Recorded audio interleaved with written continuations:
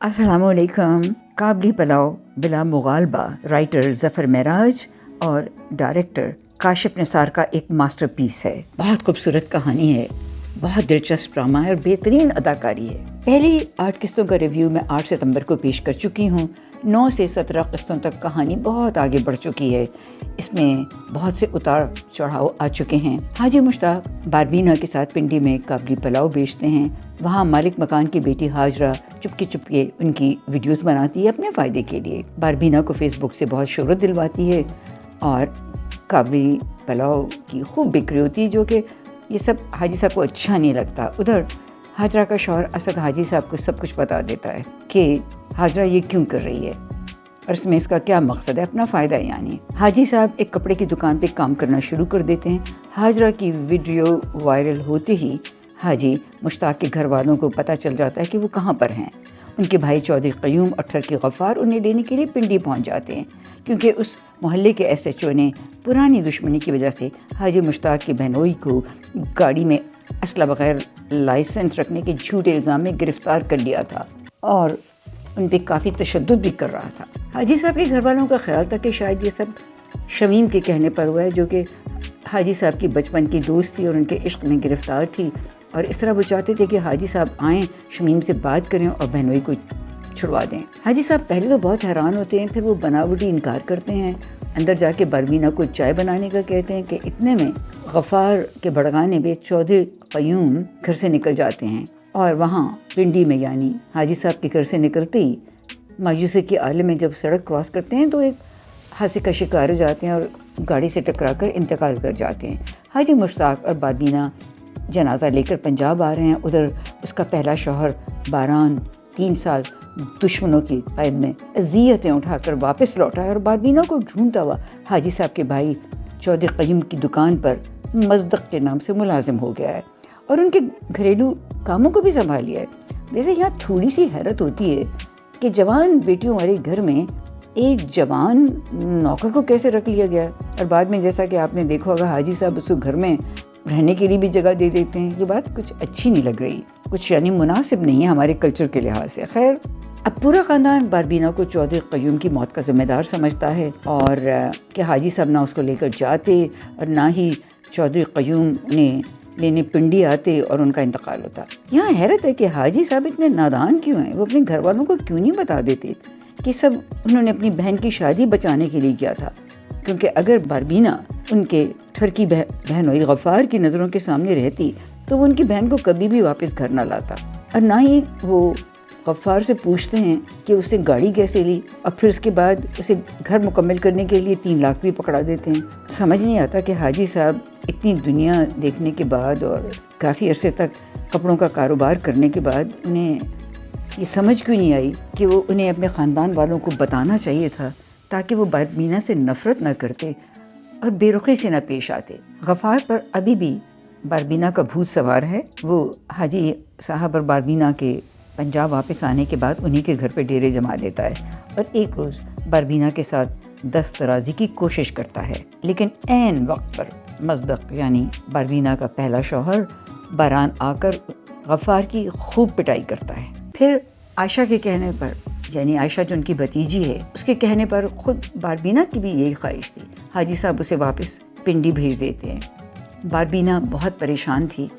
उसे घर वालों की तल्ख़ बातें और बेरुखी एक खंजर की तरह चुभ रही थी। वो मज़दक के साथ पिंडी नहीं आना चाहती, लेकिन हाजी साहब के इसरार पर वो उसके साथ गाड़ी में पिंडी चली जाती है। अब एक और बात बड़ी मज़े की है कि हाजी मुश्ताक का पूरा ख़ानदान जासूसी में माहिर है, ख़ासतौर पर उनकी भतीजियाँ जो ऑडियो और वीडियो बनाने में मशगूल रहती हैं। भाई इन्हें तो FIA में होना चाहिए था, हमारी सीक्रेट सर्विस को बड़ा फ़ायदा पहुँचता। खैर, बारबीना और मज़दक की गुफ्तगू की एक वीडियो हाजी साहब को मिल जाती है, तो वो फ़ौरन दोनों को पिंडी से वापस बुलाते हैं। अभी वो पहुँचे ही हैं बस। और यहाँ एक बड़ा ही जज्बाती सीन भी है, जबकि बारान बारबीना को अपने ज़ख्म दिखाता है कि वो कैसे ये सब सहता रहा, क्योंकि उसे जेल में भी बारबीना की खुशबू महसूस होती थी। वो बारबीना के तसव्वुर में ये सब तकलीफ़ें बर्दाश्त करता रहा और यही सोचता रहा कि एक दिन जब वो बारबीना से मिलेगा, वो उसके ज़ख्मों पे हाथ रखेगी तो वो सब भर जाएंगे। یہ بڑا ہی جذباتی سین ہے۔ اب یہ ڈرامہ ایک شدید خطرناک موڑ پہ آ گیا ہے۔ پہلے تو باربینا اور حاجی صاحب کا عشق اچھا لگ رہا تھا، لیکن باران کی انٹری کے بعد تمام منظر بدل گیا ہے۔ دیکھا جائے تو باربینا باران کے ساتھ ہی سجتی ہے۔ ویسے نہ جانے کیوں حاجی صاحب کو جو 51 برس کے بتائے گئے ہیں، کیوں بار بار بوڑھا کہا جا رہا ہے؟ مردوں کے لیے اتنی بڑی عمر نہیں ہے بھائی، مرد حضرات تو اسے اپنے کھیلنے کھلانے کے دن سمجھتے ہیں۔ حاجی صاحب جب باربینا کو واپس بلا کر اس کی اور باران کے ساتھ گفتگو کی ویڈیو دکھاتے ہیں تو وہ بے ہوش ہو جاتی ہے۔ کمال ہے، اس ڈرامے کا ہر ایپیسوڈ ایک سنسنی خیز انداز میں ختم ہوتا ہے، جس کے لیے میں ظفر معراج صاحب کو خراج تحسین پیش کرتی ہوں۔ واہ، کیا دلچسپ اور خوبصورت کہانی ہے، بالکل حقیقت کا گمان ہوتا ہے۔ ہماری زندگی ہے ہی ایسی، کبھی نشیب کبھی فراز۔ اب کیا ہوگا؟ حاجی مشتاق جو ہمیشہ اپنے خاندان والوں کے لیے قربانیاں دیتے آئے ہیں، کیا باربینا کو اس کے پہلے شوہر کو سونپ دیں گے؟ میری رائے میں تو یہی سب سے بہتر ہوگا۔ حاجی صاحب کو یہ بھی معلوم تھا کہ باران اور باربینا کے درمیان گہرے عشق کڑی زنجیر تھی، دونوں کی پسند کی شادی تھی، جو کہ خود باربینا نے کہا تھا لو میرج تھی۔ وہ اکثر باربینا سے پوچھتے رہتے تھے کہ تمہیں باران تو یاد آتا ہوگا۔ سب کچھ جان کر یہ بہت مناسب ہوگا کہ وہ باربینا کو باران کے ساتھ جانے دے۔ لیکن ابھی تو اس ڈرامے کی کل 17 قسطیں ہوئی ہیں، اتنی جلد کیسے ختم ہو سکتا ہے؟ یوں کہیں باربینا کو چھوڑتے ہوئے حاجی صاحب کا دل ٹوٹ جائے گا۔ وہ تو باربینا کو پروردگار کا دیا ہوا انمول تحفہ سمجھتے تھے ان کی نیکیوں کے بدلے میں، اور یہ انہوں نے ایک بار شمیم کو بھی کہا تھا کہ مجھے اپنی تمام نیکیوں، تسبیحوں، عبادتوں کا صلہ جو ملا ہے وہ باربینا کی صورت میں ہے۔ کیا حاجی صاحب اور شمیم کا ملاپ ہو جائے گا؟ میری رائے میں تو ہونا چاہیے۔ شمیم نے اپنی تمام عمر حاجی صاحب کی ہاں سننے کے انتظار میں کاٹی ہے، کوئی اور رشتہ قبول نہیں کیا، اور جب غفار نے گاڑی کی فرمائش کی تو شمیم نے اپنا زیور بیچ کے 4 لاکھ زبیدہ کو پکڑا دیے تھے۔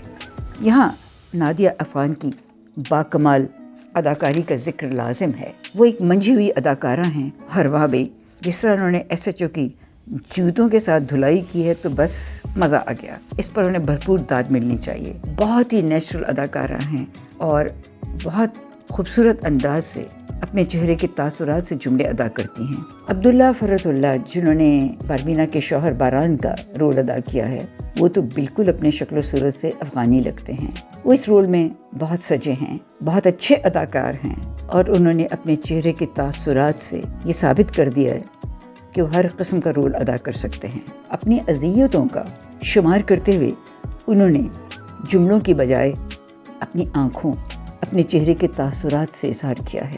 یوں لگتا ہے ان کی آنکھیں بول رہی ہیں، الفاظ نہیں، اور باربینا اور باران کا ملاپ ہونا چاہیے۔ اس بے مثال ڈرامے کو پیش کرنے کے لیے گرین ٹی وی انٹرٹینمنٹ خاص مبارکباد کے مستحق ہے۔